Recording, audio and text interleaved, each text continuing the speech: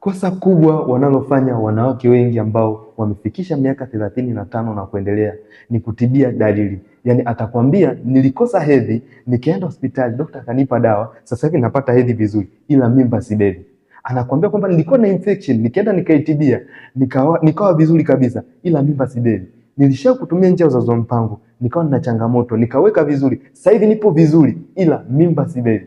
Atakwambia kwamba nilikuwa na shida ya uvimbe, nikaenda nikapewa dawa au nikachomwa sindano, au mwingine atakwambia nilifanyiwa upasuaji na zile dalili zote zikaisha, ila bado mimba sibebi. Ukweli ni kwamba unatibia dalili ila hautibii kile chanzo cha tatizo lenyewe. Kwa hiyo kupitia kutibia chanzo cha ile tatizo lenyewe ni lazima ufanikiwe kubeba ujauzito, kwa sababu awali ulishafanikiwa kubeba ujauzito, ila tu kwa sababu mfumo wako wa uzazi bado upo kwa kiwango cha chini, inahitajika kuweza kurekebishwa, lakini inahitajika mazingira ya mfumo wa uzazi au mfuko wa uzazi uweze kuwekwa sawa, pia homoni zako ziwekwe kwenye utendaji kazi unaotakiwa, na hata kama ikiwezekana mzunguko wako uweze kukaa vizuri ili ufanikiwe kubeba ujauzito. Na ndio maana napenda kusema kwamba nipo nawe katika safari ya kuitwa mama.